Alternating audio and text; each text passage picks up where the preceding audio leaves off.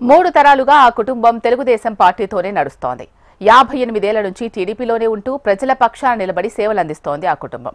నమ్ముకున్న పార్టీని నమ్మి వచ్చిన అభిమానులను ఎప్పుడూ గుండెల్లో పెట్టుకొని చూసే ఒకే కుటుంబంలోని 3 తరాల నేతలకు చిరునామా ఆ నియోజకవర్గం. నమ్మకం, విశ్వాసం, జనం కోసం మొండిగా నిలబడే ధైర్యం ఆ కుటుంబంలోని నేతలకే సొంతం.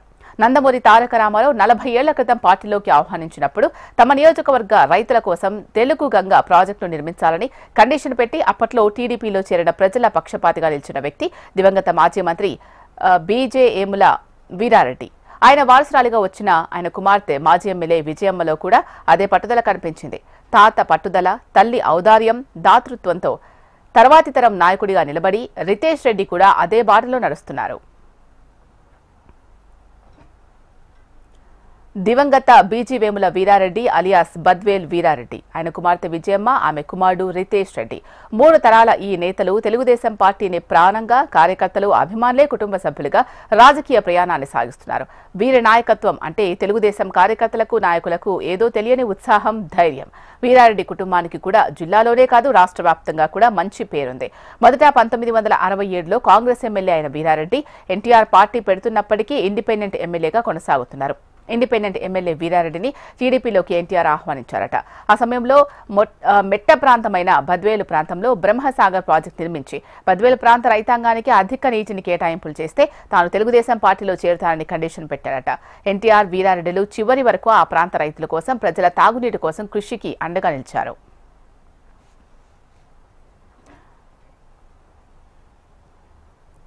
వీరారెడ్డి మరణానంతరం ఆయన వారసులారైన విజయమ్మ కూడా ఇచ్చిన మాట కోసమే విలువలతో కూడిన రాజకీయం చేస్తూ వచ్చారని పేరుంది.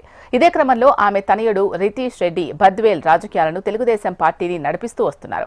మంత్రి ఆనం రామనారాయణ రెడ్డి అల్లుడైన, ప్రముఖ కంటి వైద్యం నిపుణుడైన డాక్టర్ రవికుమార్ రెడ్డి కుమారుడైన ఏమాత్రం భేషజాలు లేకుండా అందరితో కలిసి శ్రమించే తత్వం రితేష్ రెడ్డిది. గడిచిన 2 దశాబ్దాలుగా నియోజకవర్గ రాజకీయ పరిస్థితుల్లో ఎన్నో మార్పులు వచ్చాయి. నియోజకవర్గం ఎస్సీ రిజర్వ్ అయింది. అయినా రితీష్ అందరినీ సమన్వయం చేసుకుంటూ ప్రతి ఎన్నికల్లోనూ అన్ని వర్గాలను సమన్వయం చేసుకుంటూ పార్టీని నడిపిస్తూనే వస్తున్నారు. అలాగే ఏ సమస్య ఉన్నా తనతో నేరుగా కలవాలని మారుమూల గ్రామాల కార్యకర్తలకు, అభిమానులు కూడా చెప్తున్నారు. తన పాదయాత్ర సందర్భంగా అందిన సమస్యల పరిష్కారంలో క్రియాశీలకంగా వ్యవహరిస్తున్నారు.